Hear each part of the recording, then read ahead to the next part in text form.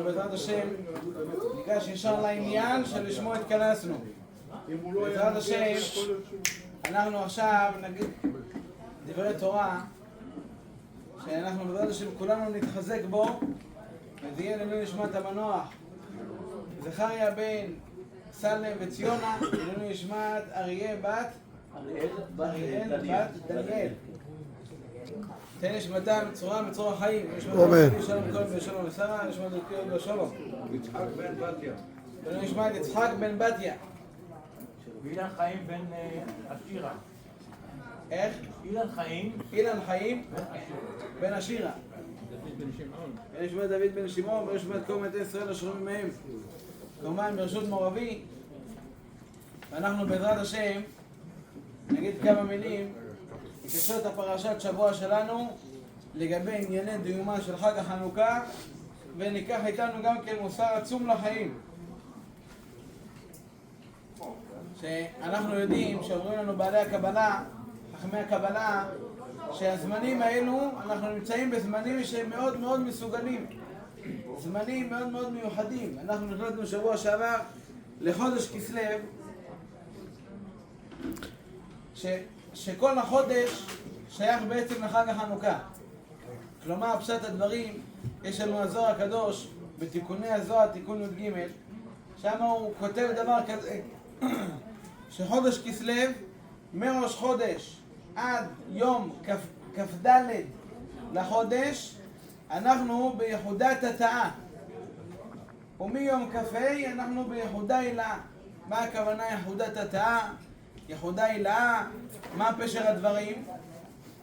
וצריך לדעת דבר כזה, יש לנו מצווה שחרית וערבית, מצוות עשה דאורייתא, לייחד את השם יתברך, וזה אנחנו עושים על ידי קריאת שמע של שחרית וקריאת שמע של ערבית. בקריאת שמע יש לנו שני חלקים. יש לנו את הפסוק שמע ישראל אדוני אלוהינו אדוני אחד, ולאחר מכן מה שאנחנו נוהגים להגיד בלחש זה ברוך שם כבוד מלכותו לעולם ועד. אומר הזוהר הקדוש, זה יחודה הילאה וזה יחודת התאה. כלומר, בעצם זה שאנחנו אומרים שמע ישראל אדוני אלוהינו אדוני אחד, זה נקרא יחודה הילאה. ומה שאנחנו אומרים ברוך שם כבוד מלכותו לעולם ועד, זה נקרא יחודת התאה. ומה הכוונה? מסבירים לנו חכמי הקבלה ואומרים דבר כזה. אנחנו אמרנו שתיקוני הזוהר כתוב שעד תאריך כ"ד לחודש זה ביחודת התאה. ולמה? כיוון שבפסוק ברוך שם כבוד מלכותו לעולם ועד, מי שיספור יראה שיש שם כ"ד אותיות. לכן שזה יחודת התאה, אז עד יום כ"ד לחודש כסלו זה ביחודת התאה. אבל בפסוק שמע ישראל הוויה אלוהינו הוויה אחד, זה בעצם יש שם כ"ה אותיות. כ"ה אותיות זה מיום כ"ה לחודש כסלו, זה יחודה הילאה. ומה פשר הדברים?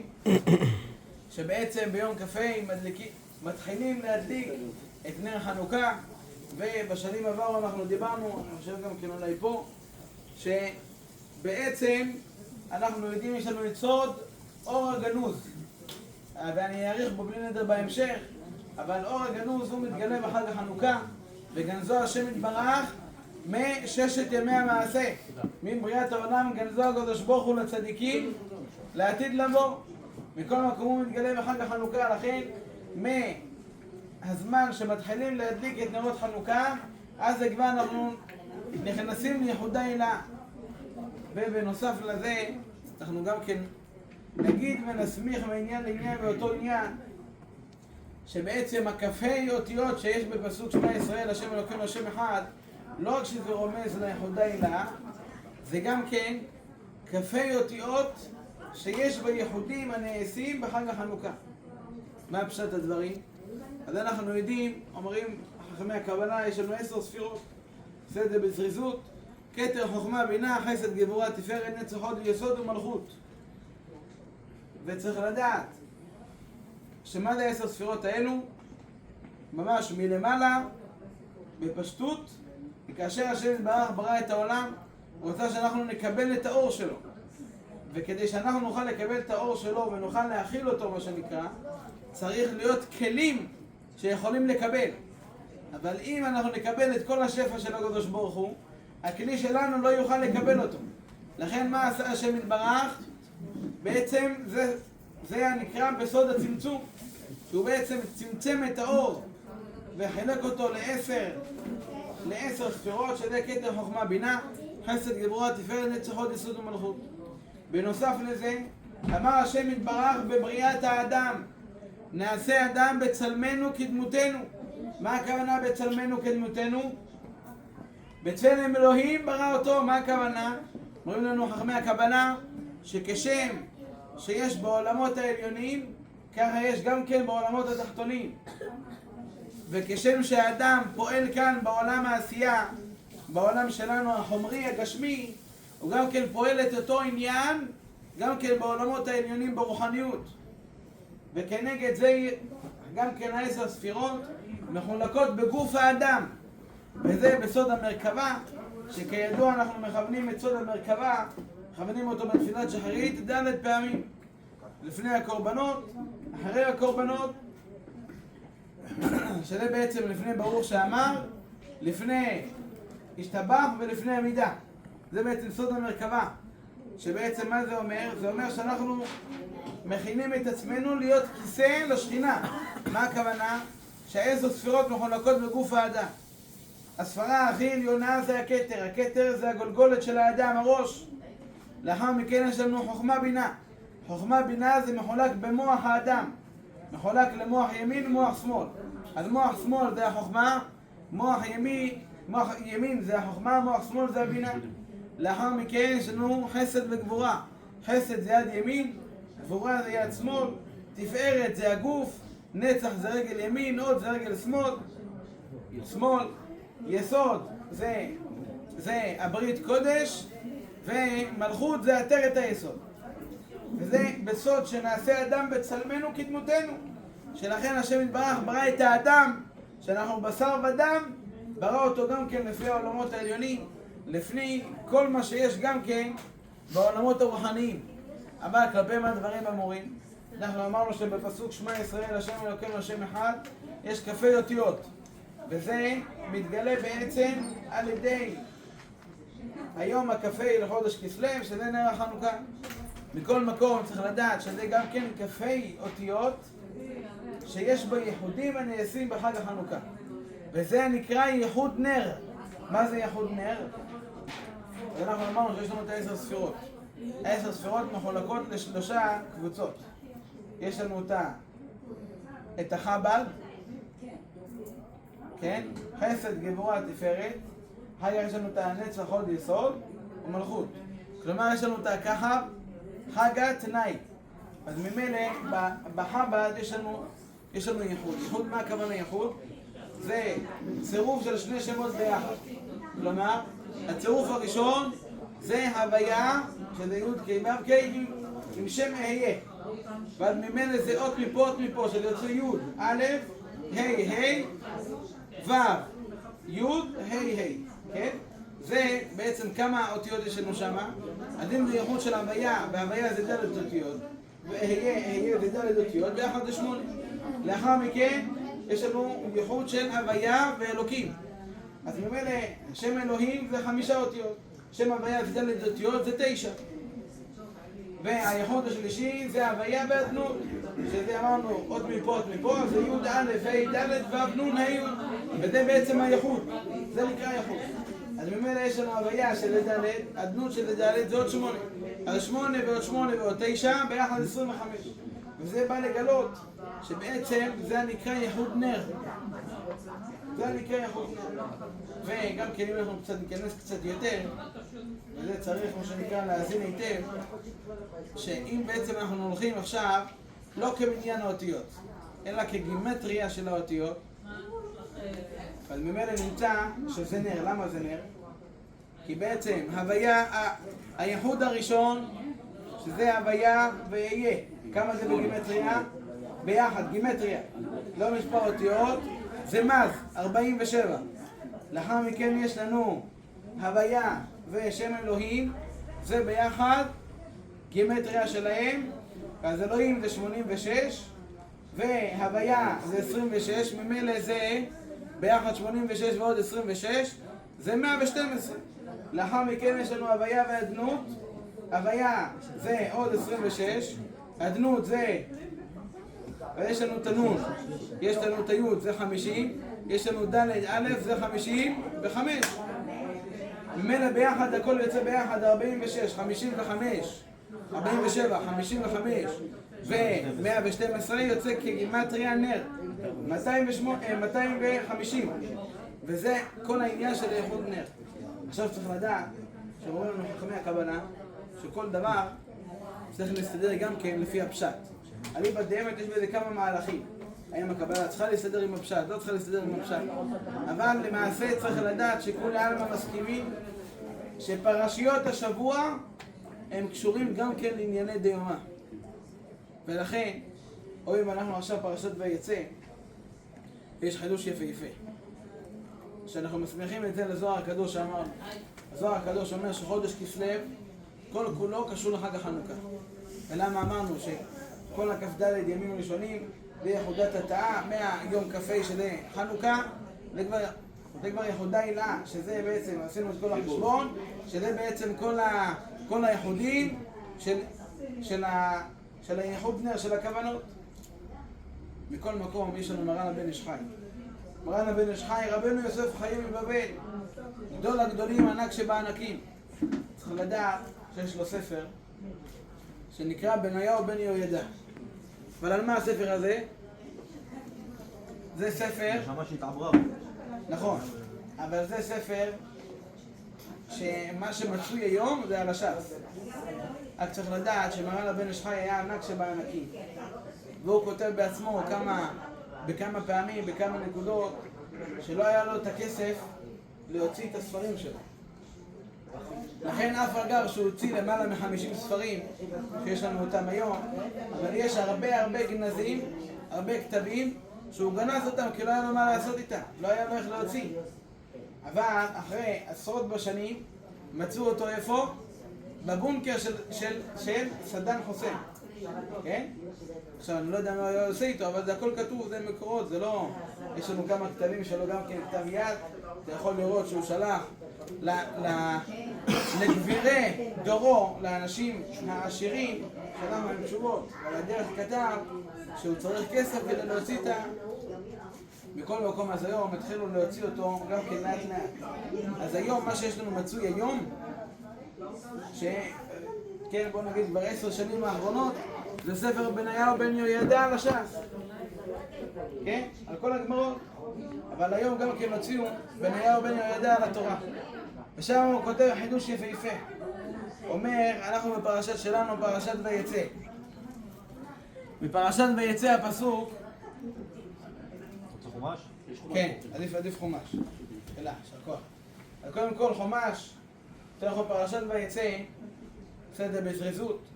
זה יעקב אבינו יוצא בעצם מחרן ויוצא מבאר שבע וילך חרנה, כן? שרקוע. ויצא יעקב מבאר שבע וילך חרנה. כלומר יעקב אבינו יוצא ממה? בגלל מה? בגלל ציווי אביו ואימו.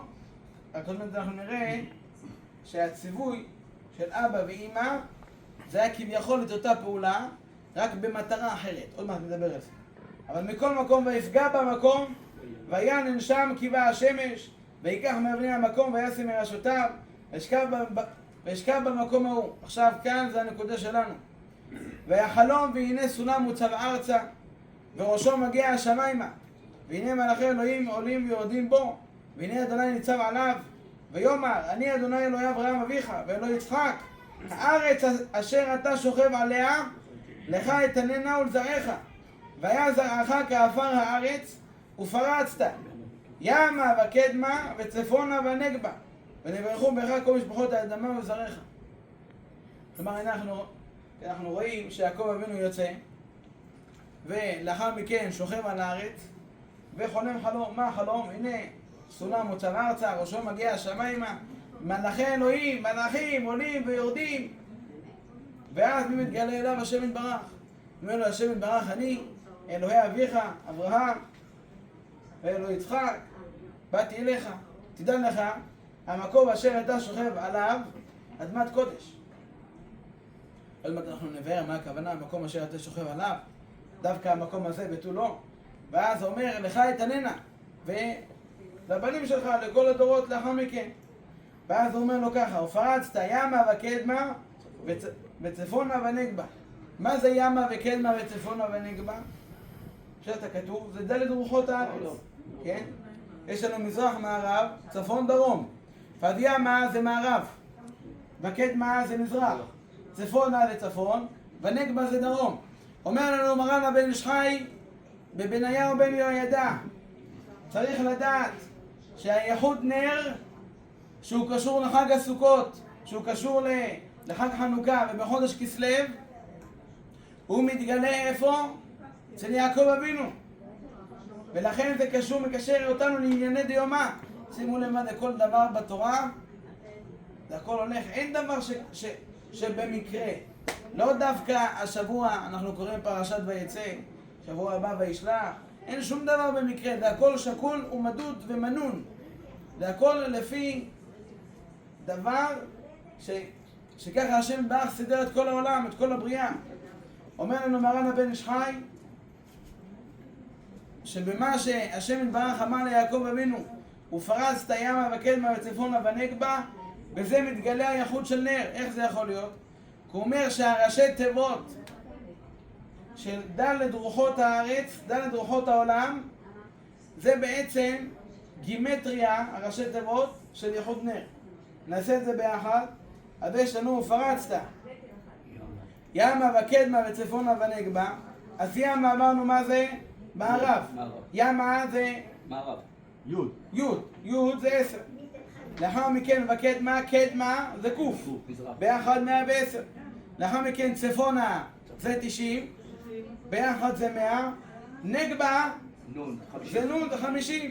ביחד הגענו ל-250. אז בעצם זה מתגלה הייחוד של נר. וזה בעצם קשור לכל חודש כסלו. לכן מיד, איך שאנחנו מגיעים לחודש כסלו, מיד יש לנו פרשת ויצא להודיע לך שכל יום ויום זה יום מאוד מאוד מסוגל, רק תנצל אותו. רק תנצל אותו. וזה בעצם כל המהלך של נקודת הסוד אצלנו בפרשה, ממש בזריזות ובפשטות. אבל, אם כבר קראנו את הפסוקים, אני אגיד לכם עוד דבר. שאנחנו אמרנו שכל הסיפור, שבעצם יעקב אבינו הולך בציווי אבא ואמא, נעשה את זה קצת יותר רחב. אנחנו יודעים, כי יש לנו דבר שנקרא סמוכים, שאנחנו דורשים סמוכים, כלומר פסוק שנשמח לפסוק. סוף פרשת תולדות של שבוע שעבר מסתיימת בשני מילים. לא לאישה. מה הכוונה? שם מדובר לגבי עשיו, סולר וכולי, כן? מחלק. כן? והוא לוקח לו לאישה. לאחר מכן מיד כתוב, ויצא יעקב מבאר שבע וילך חרנה. צריך לדעת שאנחנו אמרנו שסוף פרשה קודמת הסתיימה הפרשה בנקודה מאוד מאוד, מה שנקרא, מסערת את האדם, מאוד סוערת. מה הכוונה? שרבקה, בדיוק, רבקה אומרת ליעקב, פה תיקח, תיכנס, אבא יברך אותך במקום ברכת עשיו, ואז הוא בירך אותו, ואז עשיו שמע את זה, רוצה להרוג אותו, ואז מי מגלה את זה? אמא שלו רבקה, ואז היא אומרת למי? היא אומרת ליעקב תברח, אבל ליצחק מה היא אומרת? היא לא אומרת שהוא צריך לברוח. קצתי בבנות חטא. או, מה החילוק? כלומר נעשה את זה יותר ברור. אנחנו יודעים שבעצם יעקב אבינו היה צריך לברך את עשיו, אלא יצחק אבינו רצה לברך את יעקב ועשיו. עכשיו, רבקה ראתה שבעצם יצחק הולך לברך את עשיו בברכה מאוד מאוד עשירה. דורי דורות, כן. מה עשתה? אמרה, אתה תיכנס במקום עשיו. כל התחבולות וכל העניינים אפשר לדרוש, זה הרבה דרושים והרבה מדרשים נאמרו על זה עד אין סוף, אבל מכל מקום לתפוס נקודה אחת שעכשיו הכניסה את יעקב. ועד מה כתוב? כן? ואז אחרי שעשיו גילה את זה שיעקב לקח לו את הברכה, מה הוא אמר? ויסתום עשיו את יעקב על הברכה אשר ברכו אביו. ויאמר עשיו, חסר מילה אחת, בליבו, יקרבו ימי אבל אבי, וירגע את יעקב אחי. מה הכוונה? מה זה בליבו? ויאמר בליבי, מה הכוונה? מחשבות, נכון? חושב? אף אחד לא שמע אותי. איך? רבקה ידע מה הוא חושב. או, זה הנקודה. זה הנקודה. מכאן אנחנו רואים, אומרים לנו חז"ל, שהרי אנחנו יודעים שלאחר מכן מה רבקה עשתה? ויוגד לרבקה את דברי עשיו בנה הגדול. מה זה ויוגד? בנבואה. ותשלח ותקרא ליעקב בנה הקטן ותאמר אליו, הנה עשיו אחיך מתנחם לך להורגך ואתה בני, שמה בקולי וקום ברח. זה הציווי של אמא, לך תברח מעשיו. לאחר מכן מה היא הולכת רבקה? הולכת ליצחק ואומרת לו, ותאמר רבקה אל יצחק, קצתי בחיי מפני בנות חטא. אם לוקח יעקב אישה מבנות חטא כאלה מבנות הארץ, למה לחיים? ואז מה עשה יצחק? ויקרא יצחק אל יעקב ויברך אותו ויצווהו ויאמר לו, לך תיקח אישה מבנות כנען. כלומר אנחנו רואים שרבקה עשתה פה משהו משונה. היא שמעה מה יעקב, מה עשיו רצה לעשות ליעקב. קרא לו, לך תברח, שלא יהרוג אותך, לך תברח, תשתקע שמה עד חלוף הרבה שנים, שהמצב קצת, מה שנקרא, הרגע, או ואז לאחר מכן תחזור, אבל שלא אשב ואבכה על פעמיים. אבל ליצחק מה היא אומרת? אני לא רוצה לבנות חטא. אם עכשיו הוא הולך ולוקח אישה מבנות חטא, היא ראתה בנבואה שהולך לקחת אישה משם. נכון? ועכשיו השאלה היא נשאלת, למה, מה בעיה רבקה? הרי כל מה שאת רוצה שאמרת ליצחק, וכדי שהוא לא יישאר פה, נכון? יפה. אז למה את אומרת לו ככה? למה לחיים ולמה בבני חטא? לכי אליו. לכי ליצחק, תגידי לו, שמע, עשיו, שמעתי אותו ככה וככה וככה, רוצה להרוג את יעקב, יישאר פה, יהרוג אותו, שלח אותו למקום רחוק. פה אומרים חז"ל, תדע לך, יעקב אבינו גדול שבנביאים, רבקה גם כן הייתה נביאה, אבל מי היה יותר גדול בנבואה ממי? רבקה הייתה יותר גדולה מיעקב אבינו בנבואה, מיצחק. ולכן בעצם רבקה, מי שמע את רחשי ליבו של עשיו? לא יצחק שמע. מי שמע?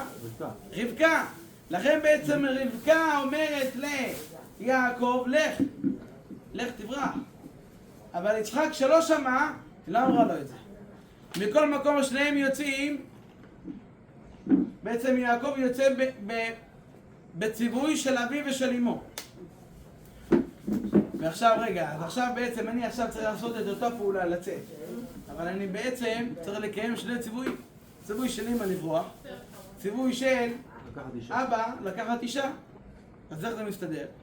אבל צריך לדעת יעקב אבינו שהיה גדול שבגדולים ורצה לדקדק בכל מצווה הקלה כבחמורה, כל שכן במצוות כיבוד אביהם לא ויתר.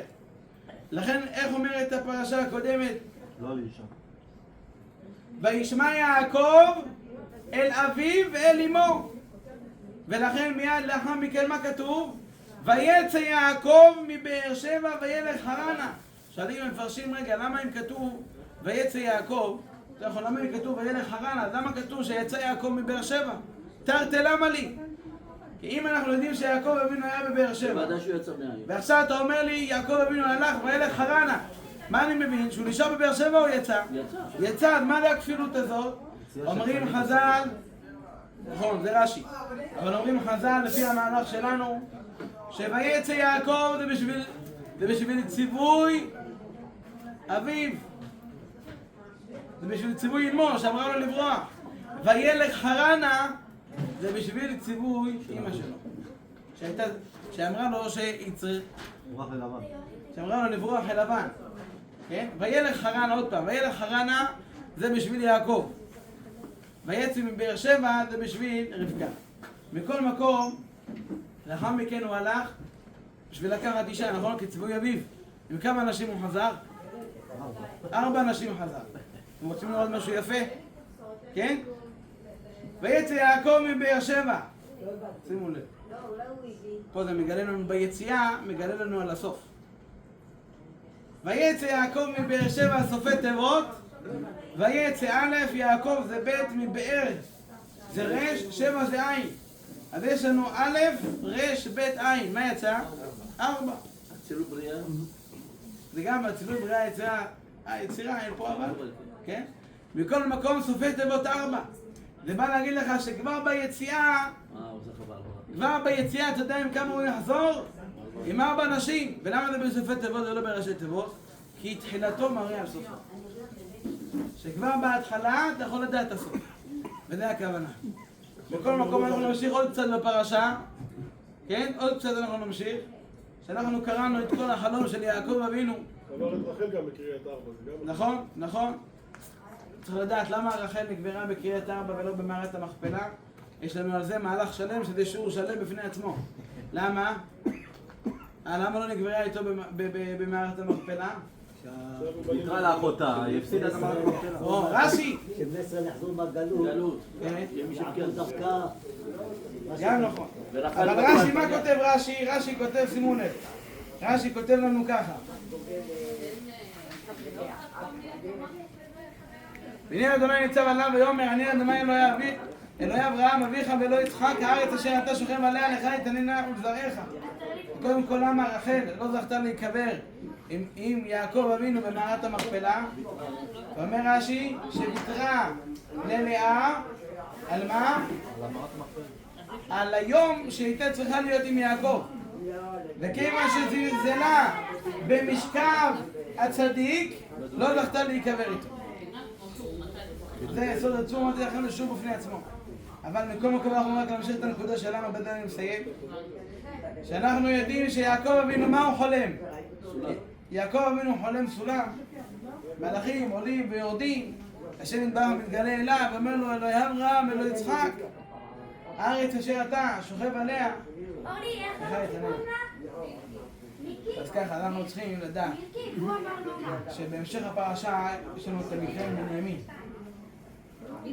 ופה אנחנו לומדים מעשה עצום וגדול עם כל הדודאים, וזה דבר מאוד מאוד מוסרי לאדם. פרק ל' פסוק ט"ו. וילך ראובן בימי קציר חיטים וימצא דודאים בשדה ויביא אותם אל מי? אל לאה אמו. ותאמר רחל אל לאה, תני נא לי מדודאי בנך. ותאמר להם, את קחתך את אישי ולקחת גם את דודאי בני. ותאמר רחל, לכן נשכב עמך הלילה תחת דודאי בנך. זה רש"י, מה שאמרתי לך. אומר לנו רש"י, לכן נשכב עמך הלילה. שלי הייתה שכיבת לילה זו ואני נותנת לך אותה תחת דודאי בנך, ולפי שזלזלה במשכב הצדיק לא זכתה להיקבר עמו. כלומר, מה אנחנו מבינים? שכביכול רחל זלזלה כאן במה? במשכב הצדיק. היא רצה ילדים. לכן היא בעצם הפסידה פה. לכן היא בעצם הפסידה ומה? ולא זכתה להיקבר עם יעקב אבינו במערת המכפלה. אבל בעצם כביכול מי לא עשה כהוגן? רחל, נכון? רש"י מפורש, הפסידה. צריך לדעת, יש פה מהלך יפהפה. יש לנו גמרא במסכת מגילה, וזה המוסר שלנו שאנחנו יוצאים מכאן ולוקחים איתנו.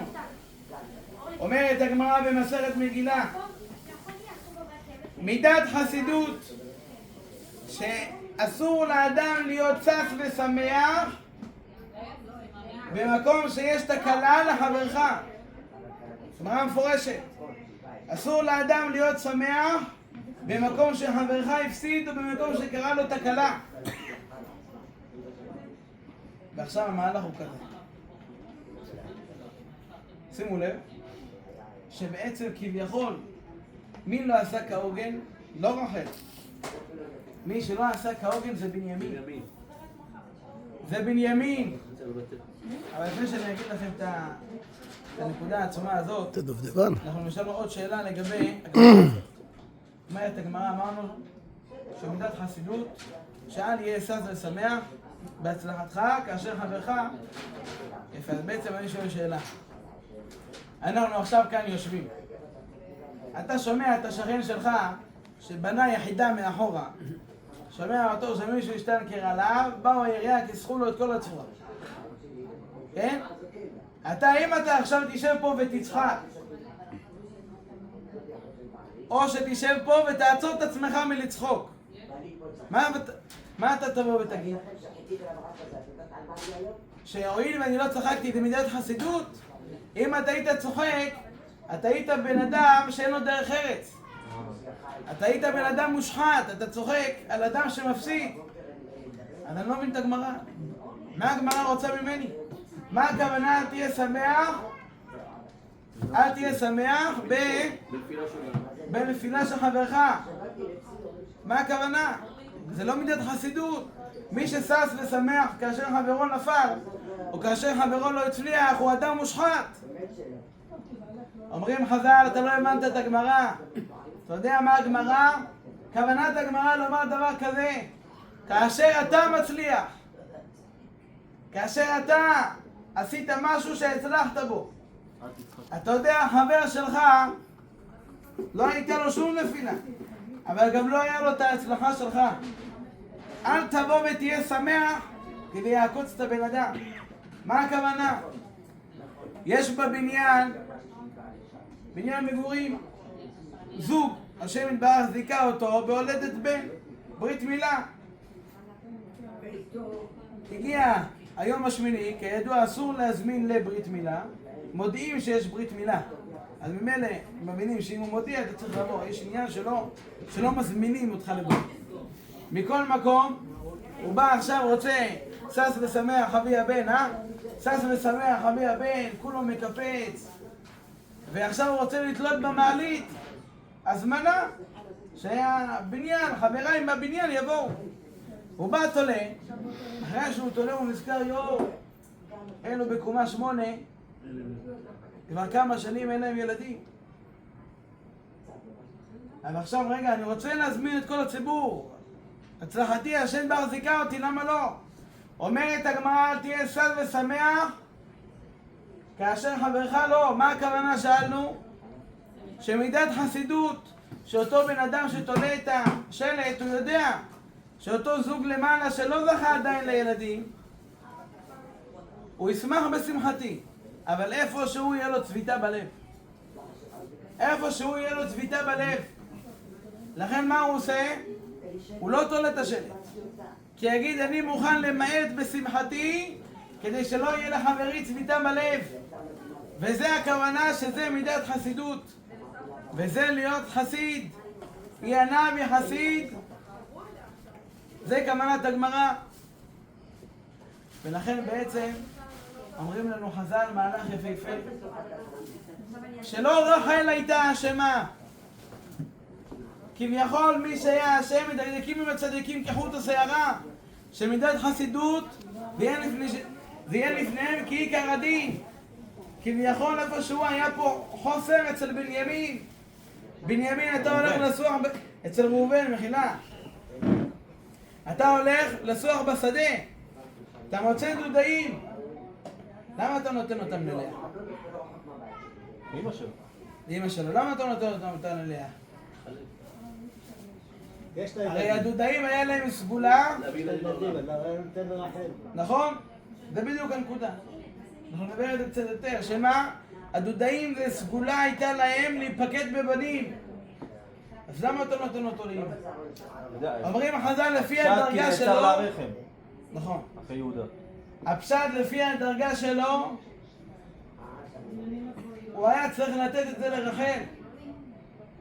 הוא היה צריך לחשוב, כי אולי אם אני אתן את זה לאמא שלי, אז כמובן שגם רחל תשמח, אף אחד לא צוחק על השני, אנחנו לא מושחתים, אבל יהיה לה עקיצה בלב. אתה היית צריך לחשוב רחוק יותר, אתה היית צריך לחשוב שהיא תשמח, אבל אין לה ילדים, צריך לתת את זה לה. למה אתה לא נתת לרחל שאין לה ילדים? למה אתה לא חשבת אולי זה ייתן לה צביטה בלב? למה גרמת לה כביכול לבקש את הדודאים מאמא ואז לעשות את כל התחבולות? תבוא יד במקומי וכן לזה דרך. מכל מקום אומרים לנו חז"ל, נגדקים וצדיקים כחוט השערה. כלפי ראובן שאנחנו בכלל לא יכולים לתאר בכלל, זה היה אצלו זה היה כביכול איזשהו הערה שהוא לא עשה כדין. וזה בעצם מלמד אותנו שלפעמים מה שנקרא אדם חושב שהוא גבר, מה שמגיע לי אני דורש, מה שלא מגיע לי לא דורש, אבל מה שמגיע אני אעמוד כמו שצריך, זה נקרא גבר. אומרת הגמרא, תדע לך, לא, אף אחד לא אמר שאתה לא עושה טוב, לא יהיה עליך איזשהו אחרי 120 איזשהו תביעה, אלא אם תהיה כביכול צדיק, אתה צריך להיות צדיק, לכן יהיה לך תביעה של חוסר במידת חסידות, שאתה צריך לחשוב גם על האחר. אומר השלה הקדוש, לפעמים אדם חושב שהוא עשה לי והוא לקח לי והוא אומר השלה הקדוש, מה זה? איפה האמונה של האדם היהודי? אומר השלה הקדוש, אדם צריך לדעת שאין אדם יכול לקחת לחברו או להוסיף לחברו או לגרוע לחברו אפילו כמלוא נימה, כחוט השערה, אלא אם זה לא הגיע מאת השם יתברך. למה אתה אומר הוא? תגיד אני, למה הוא? זה לא הוא, זה השם. אתה יכול לדבר בכלל? אתה לא יכול לדבר. אומרים חז"ל, מוטל על האדם לחשוב על האחר. מוטל על האדם, גם אם זה שלך, גם אם זה אתה, מוטל עליך תחשוב על השני. אתה יכול לשמוח ולתלות שלטים בכל הבניין שהנה בשבח והודיה להשם יתברך נולד לנו בן, יש ברית ביום פלוני בשעה פלונית, אבל אתה יכול לדעת שגם השכנים שלך ישמחו, אבל יהיה להם קצת איזושהי עקיצה בלב. אפילו שדברים שבלב אינם דברים, אבל כאן כאשר זה בבן אדם לחברו, זה מוטל על האדם לעמוד על זה. האם זה נכון מה שאני עושה או לא? כביכול אתה צריך למעט בעצמך, למעט מהשמחה שלך, כדי לא שיהיה אפילו איזושהי נקודה קטנה שהשני, שלא תפגע בו, שאפילו יתבאס. למה שאני אגרום ליהודי אחר להתבייש? או להתבאס? או חס ושלום להיות קצת בצער? זה הכל חלק אלוקא ממעל. תדעו לכם דבר יפהפה, יש לנו שער המצוות. רבנו הארי כותב דבר כזה, אנחנו יודעים, בן אדם שיש לו ג'וק בבית, מה עושה? יש כאלו קופצים על התקרה מפחדים, יש כאלו בא רודף אחריו עם כפכף, או כמו מורבי, תופס אותו ביד, מוציא אותו. כן? אבל, איך? עם שבבק, זה לא שמעתי, זה יפה, שבבק זה יפה. בכל מקום, או עכברים, וכן על זה הדרך, הורגים אותם, נכון? נמלים, הורגים. או אומר המארך הוא בשער המצוות, פרשת נוח כמדומני, הוא מעיד על רבנו הארי שרבנו הארי לא היה הורג שום חיה אפילו שהייתה מצערת אותו, יהודה הנשיא גם אפילו שהייתה מזיקה אותו, תומר דבורה, לא היה הורג גולדה. שום חיה. למה? למה? מה הבעיה? לא הבנתי, עכשיו פה אתה רוצה לצוגבי לי ג'וקים בבית או נמלים על כל האוכל? למה לא להרוג? אומר רבנו הארי, מי ברא אותה? אני לא מבין. השם יתברך, אז מי שם אותי להיות מלאך המוות שלה? אף אחד לא שם אותי להיות מלאך המוות שלה. למה אנשים לא מתחשבים בדבר הזה? זה השאלה של חז"ל. מוטל על האדם להתחשב. אז כמובן זה דרגה של רבנו הארי. אף אחד לא מצפה מאיתנו שיהיה לנו נמלים על כל השיש, שאנחנו נשב ונתפלל לרפואתם ולשלומם. נכון או לא? דרגה של רבנו הארי, אבל לפחות בבין אדם לחברו. אתה יודע, אתה תשמח במשהו, זה יצייר מישהו אחר, אז למה לשמוח? נגיד, אני גבר, משהו שלי. אומרים חז"ל, זה בן אדם שאין לו מידת חסידות של בן אדם לחברו. וזה בעזרת השם הנקודה שלנו, שאם בן אדם ידע שלפעמים צריך לחשוב גם על האחר, לפעמים צריך להיות עם עיניים גדולות, לראות את הכל, להשקיף קצת מהצד, לפני שבן אדם עושה דבר. אם שבן אדם נכנס לשמחה, אורחה ושלום לצד השני, אז הוא בעצם נכנס כמו מרתון. אומרים לנו חז"ל, תעצור, קח צעד אחורה, תעצור עיניים, תפקח, תראה את הכל במבט כללי. זה טוב מה שאני עושה או לא טוב מה שאני עושה? אז זה חז"ל. אני צריך לדעת שמוטל עלינו שאפילו בדברים ששייכים לנו זה שלי. זה שלי, מה אתה רוצה ממני? זה שלי.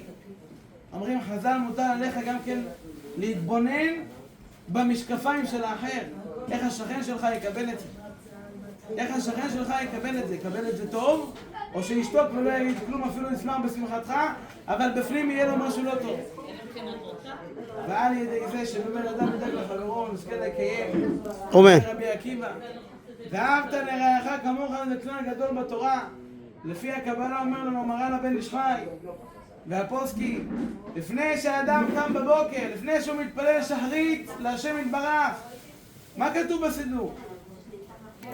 מודה אני. הרי אני מקבל עליי לאהוב כל אחד ואחד מישראל כנפשי ומאודי, ולקיים מצוות ואהבת לרעך כמוך. תגיד את זה אחרי התפילה כל הפלפולים. למה? לבוא נרתוך גם נוסף, כן? אתה תאהב את כולם. למה לפני התפילה? למה? הרי אסור לאדם לעשות מלאכה. אתם יודעים, יש נידון בפוסקים, מותר לאדם לסדר את המיטה אחרי שהוא קם בבוקר לפני תפילת שחרית. לך תתפלל, אחר כך תעשה מה שאתה רוצה. זה נקרא מלאכה. אסור לאדם לעשות מלאכה קודם התפילה. כל שכן לדבר. יש כאלה חסידים ואנשי מעשה נוהגים שלא לדבר דברי חולין קודם שמתפלל להשם יתברך. כמה אנשים קמים בבוקר, קמים על הפנים, בן אדם אריה, גבר, ענק, מקרר, הלך לישון, קם בבוקר עם הגב כפוף. אתה רואה אותו כמו בן 80, מה קרה? הגב, מה עשה? כולו כלום, מה הלך לישון, קם בבוקר, פתאום הגב, אז כל הגודל הזה נהיה כפוף כמו רש, כמו דלת. למה אנחנו לא מודים להשם יתברך? קודם כל, הרי אני מקבל עליי לאהוב כל אחד מעם ישראל כנפשי ומאודי. זה הדין וזה העיקר. מה שאנחנו צריכים לקחת מהיום הזה, להשתדל, להסתכל גם כן על האחר במשקפיים של השני, לדעת לאהוב כמו שצריך, לדעת שגם אם הוא לא כמוני וגם לא חושב כמוני, לדעת שהוא חלק אלוקא ממעל. עד כדי כך אומרים לנו חז"ל שגם הגויים זה חלק אלוקא ממעל או לא? זה בריאה של השם יתברך. זה שיש להם עוד דינים אחרים, זה אין בעיה, לא אומר כלום. אבל יהודי זה יהודי, גוי זה גוי, אפשר להשוות ביניהם, זה פשוט. אבל שאנחנו בתוכנו צריך להסתכל על השני ולדעת גם כן לפעמים להסתכל דרך המשקפיים שלו. אם אני אעשה מה יעשה, לא מה הוא יראה לי, מה אני אראה אותו, איך הוא מקבל את השפת גוף, אלא מה הוא ירגיש בלב. זה בעזרת השם כמובן, שיהיה לקירוב הגאולה שלמה ברחת. אמן. ושם יש לנו לכולם רפואה שלמה ואריכות ימים. וביד משיח צדקנו במהרה בימינו, אמן ואמן. חזק בו. רבי חנניה בן עקשיא רצה לו לשמור כל מלכות ישראל.